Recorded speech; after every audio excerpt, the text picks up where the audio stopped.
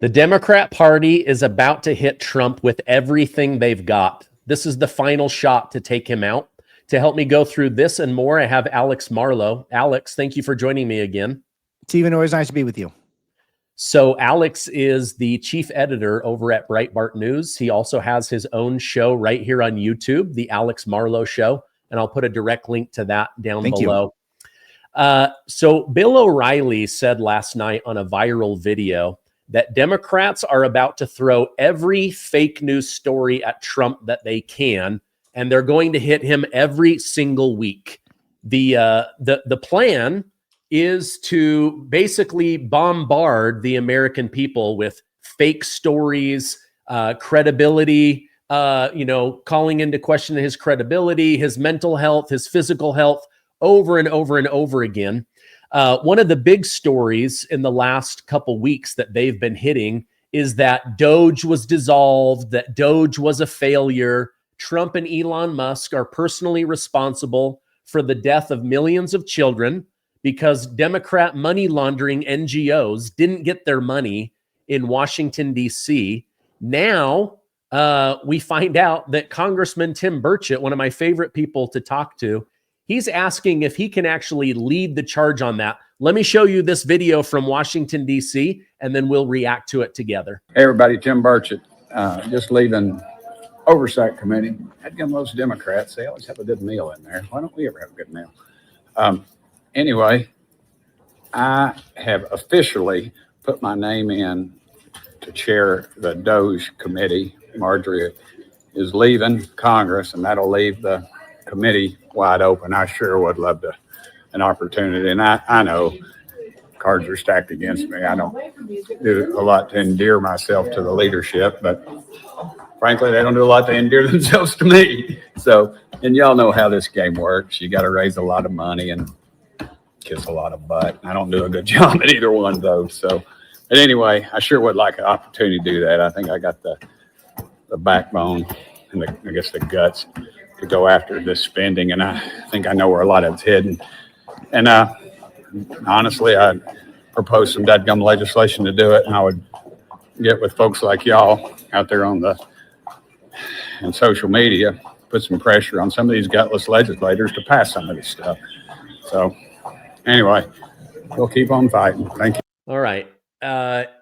Tim Burchett is the exact guy that was meant for Congress. The average guy goes in for a couple of years, does everything he can to keep Washington, D.C. honest. This is the exact reason he probably won't get put on the DOGE committee. Your thoughts on that? Yeah, I'm optimistic that maybe he could get on. I don't know. I think probably not, I guess, because he seems great. And so that means he probably won't get it. It seems to be the standard that if he seems great, he probably won't get it. No, it's the DOGE is such an important initiative. And the fact that it's fallen down the priority list for some people, not everyone in Washington, some people are focused on it a lot.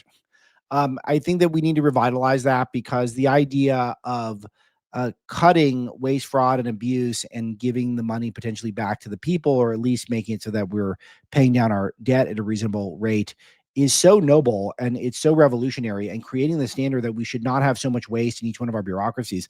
I was just talking to a friend of mine at the Pentagon who works in the Pentagon high up, and she said it's probably like 80% of the jobs there are totally unnecessary. And it just becomes a jobs program for Democrats so that they can have just this revolving door between the lobbyist class and the contractor class.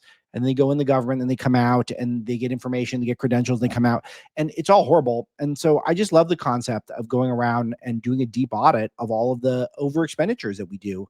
So, but we need someone who is fearless and who genuinely has the people in mind and not just their careers. So I think that it's nonstop, the amount of fraud that we've seen, the Somali story of all the Somali fraud. We're seeing a lot of this new SNAP fraud that's gone on that we've been reporting on at Breitbart News. Is Small Business Administration committing frauds. There's all sorts of things where the taxpayer is having their pocket picked. And there's a new story seemingly every day. It has to be a top priority. And whoever does it, whichever party is the most righteous on this, and we know won't be the Democrats, they have a huge opportunity to score some major political points. Yeah, I completely agree with you. What are your thoughts on Bill O'Reilly's viral video where he's heading to Washington, D.C. to let President Trump know this is what's coming for you. They want you gone. They are going to try to take back the midterms. That's no secret, but their weapon is going to be fake stories, over dramatized stories every single week in order to make you lose the trust of the American voter. Your thoughts on his prediction? Yeah, I'm very affectionate for Bill, who I don't know him very well, but I'm an admirer of his because he's very smart, he's very hardworking, and he's a master marketer. So I don't know how true it is, but it sounds kind of true, and he's saying it, and then sounds very dramatic, and it certainly makes me want to stop and think about it. So I don't know, but what I do know, and you've been very kind to talk about Breaking the Law, my latest book. And one of the main conclusions that I draw from this is that the left never sleeps. The lawfare superstructure is working overtime now. They want to veto Trump's agenda, his entire agenda. You see Senator Mark Warner today saying that a uniformed military may help save us from the president, openly calling for a coup. This is from the crowd that says they defend democracy. They're the defenders of democracy. They're the stewards of democracy. Trump wins a popular vote. Trump wins the Electoral College. Trump wins every single swing state. He gets to be the commander in chief. And these Democrats who lost all that, they come out and say to the military uniformed people that you should not go by the commander in chief. You should go by us, the Democrats, on MS Now or whatever. It's completely insane and anti-democratic. And yet they say it with a straight face, and there'll be no consequences from anyone other than perhaps the voters. So the voters get fired up, then we can perhaps save democracy or a republic. So I agree with Bill in general that I do think that they're just starting to throw stuff at him. The lawfare apparatus is moving, and the fake news is diminished greatly, but they can control the conversation. This is probably the most important thing I can say here, Stephen, is that they want us to talk about the things they want to talk about. They don't want to talk about any positive things that are happening in this country. They want us to only talk about Trump's failures or perceived failures or things where they can debate us and find some nuance to figure out a narrative where we could be wrong. That's what they want to do. It will demoralize us and it will control the conversation. And I think that's really what Bill's warning about. Yeah, I agree with you. What do you make of President Trump? You know him. You guys cover him regularly and have for his first term out of office and now back in office. Your thoughts on him saying it's time to get rid of the filibuster?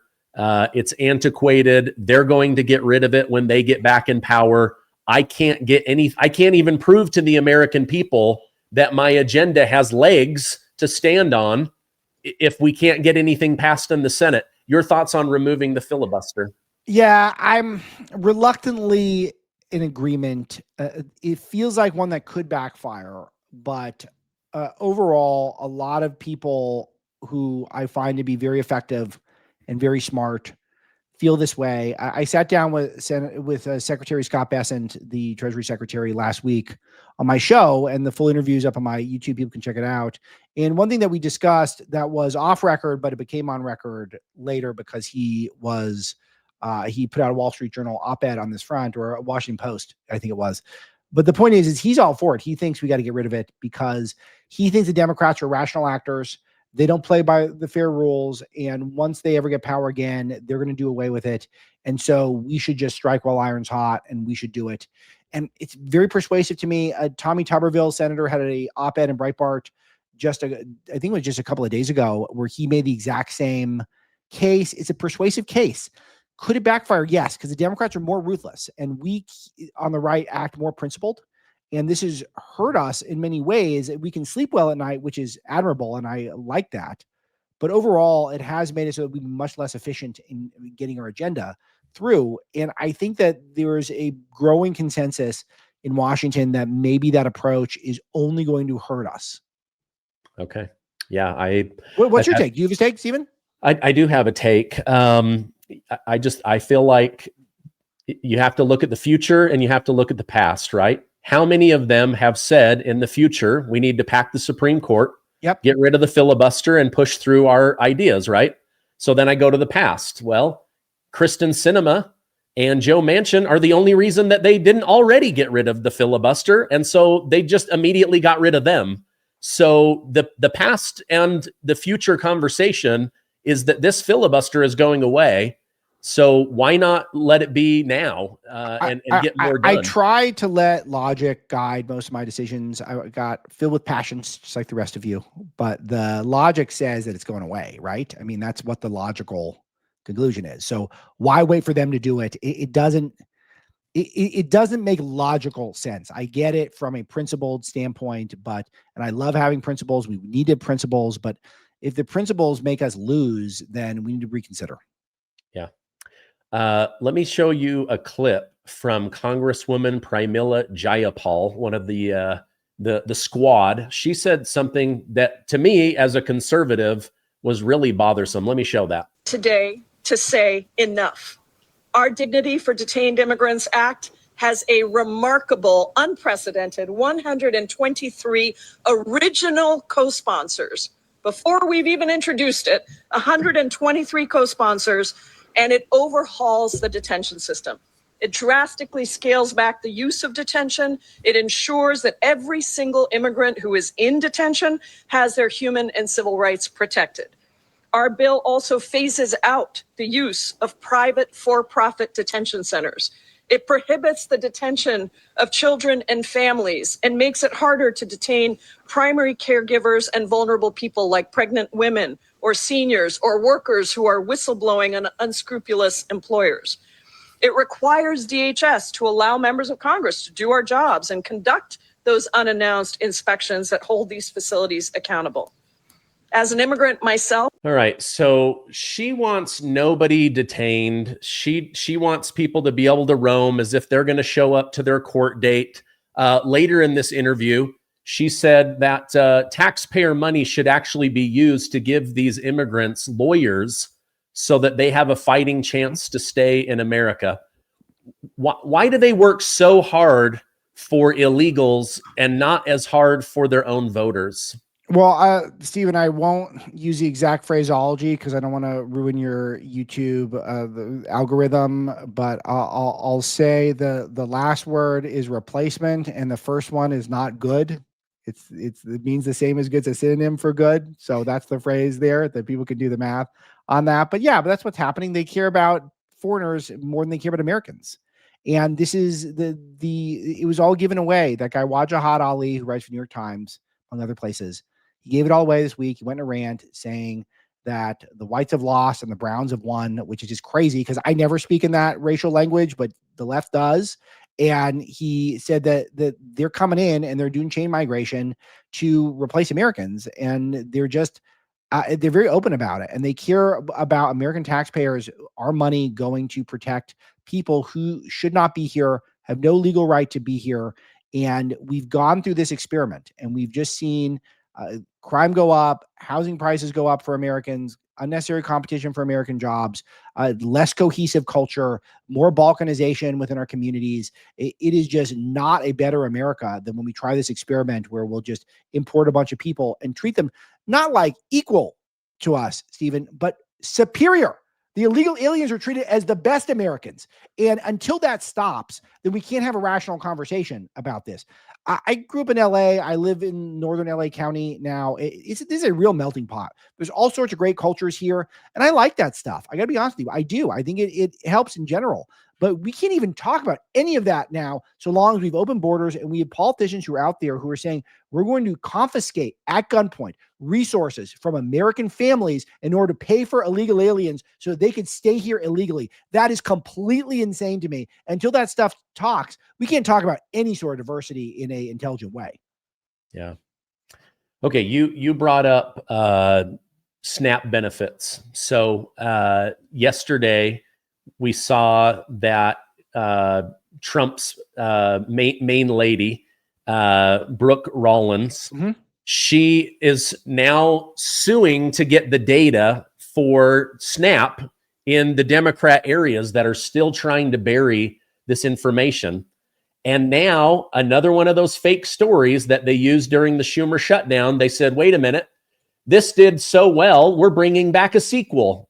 And we all know the sequel's never as good as the original movie, right? But the sequel here is Donald Trump is starving American children until he gets his data, right? Like all they want to do is get rid of the fraud, waste, and the abuse.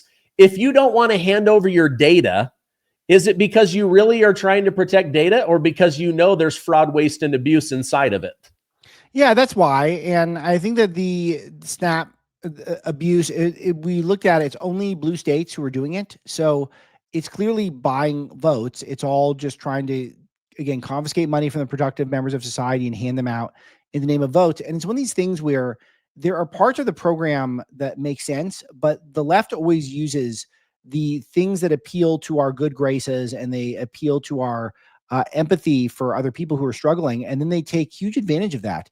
The idea that this is an expensive country, and people who are really needed, and the proverbial single mom with kids who has to work overtime shifts, and that she gets some sort of benefit to make sure the kids eat. Of course, none of us actually have a problem with that, but that's not what the program turns out to be. It turns out to be people who don't want to work, or don't want to work enough to afford the groceries that they want, that they're using government money to buy stuff. We saw all these viral videos during the shutdown. Boursin cheese, which is what they were using on The Bear, the show about Michelin star restaurants. They're using the same cheese and making stuffed salmon with it. They're getting short ribs. They're getting the fancy seasoning that I don't even splurge on. I got 3 jobs. That's what they're doing with the SNAP money. And not all of it's nutritious. They're using it at places that serve you highly processed food, not just processed food, highly processed foods, generally high calorie and low nutrient density. And we can't have some sort of audit of this. We have to. And the standard needs to be, there needs to be deep accountability for people who get on these programs. And until we're able to do that accountability, we need to start thinking about winding some of them down. Yeah. Let me show you in the audience some of the waste, fraud, and abuse that was brought up. We had a couple of people receiving benefits in 6 states. In February of this year, we asked for all the states for the first time to turn over their data to the federal government, to let the USDA partner with them to root out this fraud, to make sure that those who really need food stamps are getting them, but also to ensure that the American taxpayer is protected. 21 states said yes, not surprised. 29 states said yes, not surprisingly, the red states. And that's where all of that data, that fraud comes from. But 21 states, including California, New York, and Minnesota, the blue states, continue to say no. So as of next week, we have begun and will begin to stop moving federal funds into those states until they comply and they tell us and allow us to partner with them to root out this fraud and to protect the American taxpayer. As Joe Biden was working to buy an election a year ago, he increased food stamp program funding by 40%.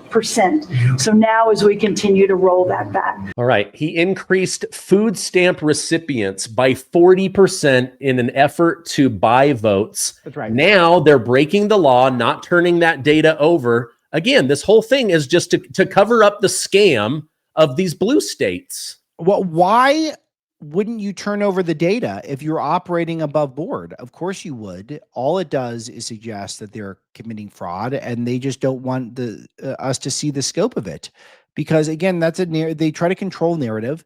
And if they can get away with not turning over the data, it's a quick news cycle. You and I talk about it for a day. But if they turn over the data, it's going to be worse, because we're going to see mass amounts of fraud. We're going to see money spent on people that it shouldn't be spent on, and them spending that money on places where they shouldn't be spending it. And it's just it's a culture of corruption that we're enshrining in this country, because the Democrats won't stand up to their own voter base. Like their own voter base, many of them want this stuff. They want to be a part of the fraud, and the Democrats are really a part of it. It's like they always talk about Trump doing racketeering, RICO stuff. It's just organized crime. That's all this is. That's what's being revealed here. Yeah. Remember they said there's no illegals on Social Security. We find out there's a ton of illegals. No illegals are voting. We find out there's a ton of illegals voting. Right. And they say Trump's deporting American citizens, but they can't find any. Like they can't name one that he's deporting. Yeah. We're not signing people up with Motor Voter. Hundreds of thousands of people signed up with Motor Voter. There's no fraud in the SNAP program. You can't get on Medicare and Medicaid. We find billions and billions of dollars.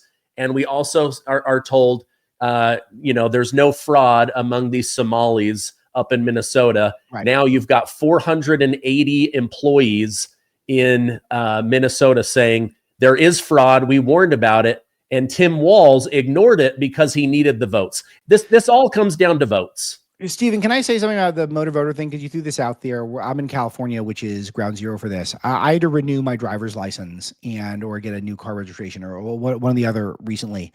And you go through the process and you get funneled in online immediately into registering to vote and immediately into automatically getting your ballot sent to you at home. The left is so dialed in on this, and you wonder how they win races, how people like Gavin Newsom gets elected.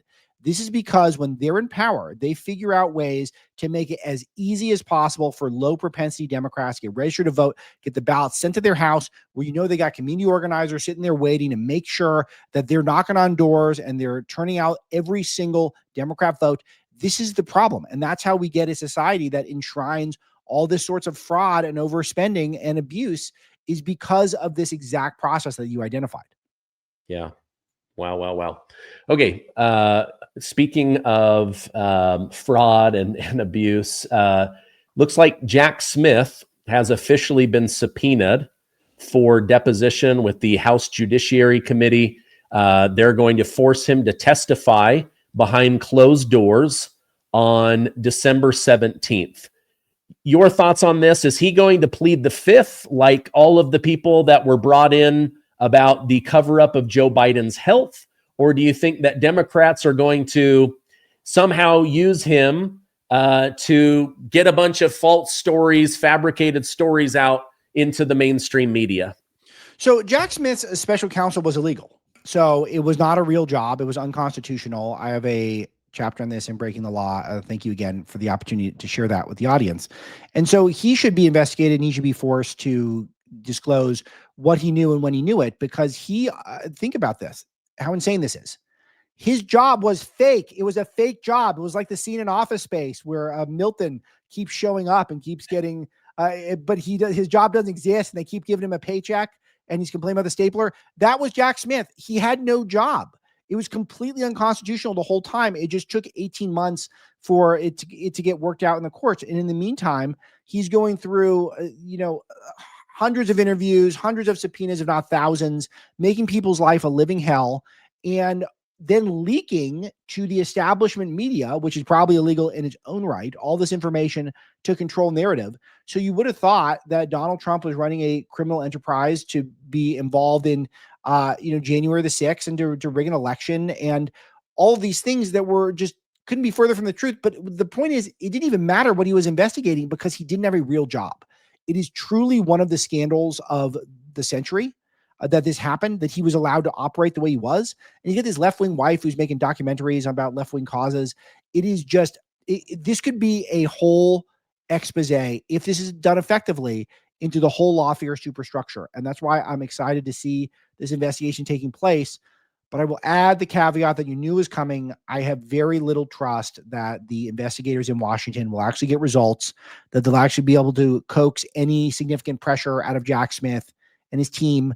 But they should. They got to try, and I hope it bears some fruit. Yeah, I keep wondering, like maybe, he's supposed to come in on December 17th, right? Maybe on like the 15th, Trump just pardons him. just pardon him, and then he still has to come in. And now if he lies or tries to plead the fifth, he ends up having, to tell the truth, but he has immunity, right? Then he can be honest about the laws that were broken under Joe Biden, the collusion under Joe Biden, the collusion under Mayorkas and Garland and all of that. Just come clean with all of it by giving him immunity. But I don't know. I don't. That would be interesting if he would do it, because I am curious about this, because Jack Smith was, again, in his, I really want to see how he got the job, because I investigated this and I have deep theories about it that I lay out in Breaking the Law. I think it was the work of Lisa Monaco and Vanita Gupta, who were the number 2 and 3 in Garland's Justice Department. I think without a doubt, the Biden White House would have coordinated. I don't think anything like this would have ever happened without the President of the United States knowing about this directly. So, or whoever was handling Joe Biden at the time. So I would like to hear about what they knew, when they were informed that this was happening. And then we need a deep recounting of all of the violations that Smith had during his unconstitutional alleged appointment, which was a fake appointment. But It just, he disobeyed court orders repeatedly on proceedings and discovery, and he rushed out that 165-page super length brief, which is completely atypical. And he did this right before the election in order to try to clearly manipulate the election, that's what this was all about. Stephen, in a nutshell, the Jack Smith case was election interference.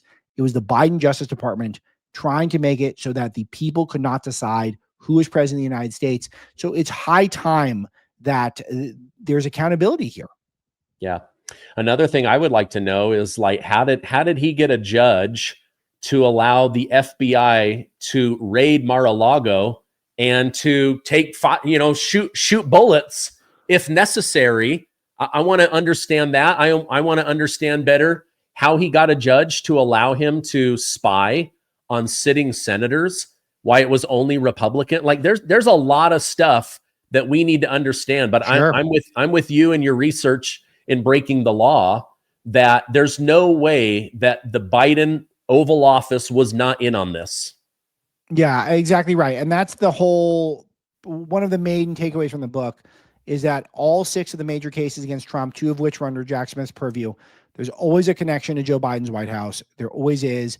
And that is all not just illegal, but it should be offensive to all Americans. If we're an exceptional country, it's partially because we're supposed to have the government by the will of the people. And when you've got this level of the White House getting involved to try to get the legal system to prevent the people from choosing the president of the United States, basically eliminate their main political opponent, using the justice system that they largely control to do that. The scandals don't get any bigger than that. And that's exactly what happened. And thus far, we launched the Tish James investigation. We got the Jack Smith investigation. I got a feeling Fani Willis we haven't heard the last of her. So I'm optimistic we'll make some progress here, but we've got to show some energy. Yeah, I agree. Okay. Final question is about Fani Willis. So she's the district attorney. She brings what they say is the final nail in the coffin, the death nail to get Donald Trump, to make it look even worse. They hit him with RICO charges. They bring in 18 or 19 other people. This thing's becoming massive, lots of energy. They're saying this is the worst scandal in American history. After she's removed for abusing her office, the financial purse, having a secret love affair, the new guy starts digging in, and he's like, there's nothing here. There's nothing. We have to drop this case. So this went from the biggest thing in American history to the biggest nothing burger. Your thoughts on that whole thing unraveling? Sure. This is one of the more fun cases to talk about and write about. And amongst my favorite chapters in the book was going through this case, which was such a disaster that even the key generals in the lawfare superstructure, and I'm thinking Andrew Weissman, who is familiar to your audience for being one of the main forces behind the Russia hoax, and then became one of the main commentators on MSNBC, MS Now, whatever you want to call it, trying to sell these lies to the public. And even he was out there saying, this case is going nowhere. This judge can't stand Fani Willis. She is making mistake after mistake. She's so sloppy. So we always knew we were going to win this one. And I did write at the very end that even though the case should have been thrown out a long time ago, that's okay, because one day it will be, and then we'll have a fun news cycle. So this conversation now, I kind of predicted it when I was writing it, because I thought that this thing is going to get thrown out completely. But the whole thing, start to finish, was insane. That she's got a Georgia court, and she's trying to bust Trump for RICO, so racketeering. So Trump was basically running a mafia to win a federal election, a national election. She has no jurisdiction to do this. None. Not at all. It's completely absurd she tried to try it. And then she gets all these other people who are less powerful, less well-known, more poor, and she gets them all in, and then she gets them all mugshots, and some of them cried uncle, which I wish they didn't do that, because it sends a message to the media that maybe they were guilty, but they weren't guilty. They were just broke, and they couldn't keep paying for legal bills because Fani Willis was giving them a hard time. She puts her boyfriend on the case, Nathan Wade, who was a family lawyer. I know a lot of your audience will remember this, but he did divorces and prenups. And all of a sudden, he's on a RICO case trying to bust Donald Trump. And he's getting White House visits. Steven, this is like one of your local divorce lawyers all of a sudden is getting called to the White House for 8 hours at a time. What could they be talking about? This guy was a total nobody. And all of a sudden he's showing up at the White House. Why? Because he was getting it on with Fani Willis. And he left his family for her, and they were using government money to go on vacations, which they got busted for that, which is why Wade had to leave the case. And all this got found out because they went after this guy named Mike Roman, who's one of the greatest opposition researchers in the history of the Republic, who's been a source of mine for many years at Breitbart. And they included him in the indictment. And he just went to town finding every single thing they ever did wrong in their whole lives. And that ended up being the death knell of the case. But a complete miscarriage of justice. I'm laughing and it's funny, but it's also horrifying that something so thin, so ridiculous could go on as long as it did. Yeah. Can you imagine if Trump was having a divorce family lawyer secretly meet in the White House multiple times for 8 hours a day? Every news cycle would be that he and Melania are in the middle of, a divorce, the prenups being called into question. He's the worst dad on planet Earth. Stormy Daniels was in the back room. Like this thing would just spin out of control. But the Bidens do it and they go, no, it was just a lovely meeting. And he billed them hanging out for it. Once they couldn't cover it up. Oh my gosh. All right. Well, you predicted it. This is why they call you Alex Nostradamus Marlow. Just today, I made that up. But Alex, it's always great to have you on. Like me, you probably read so much, it's hard to know exactly which stories to bring to a news show, but I felt like these were important ones. If people want to catch your show online, where can they do that? Yeah, for this audience, YouTube. You could also get it, Apple, Spotify. But I love whenever I do these, I always see a few new people pop up on my feed, and people leave nice comments, and that means a lot to me because I'm working real hard to try to give you a great daily show. Well, you're doing a great job. Hey, thank you so much. I'm going to put those direct links so people can find you easily. We'll have you on in the future. Have a great rest of your day. Steven, you're a good friend.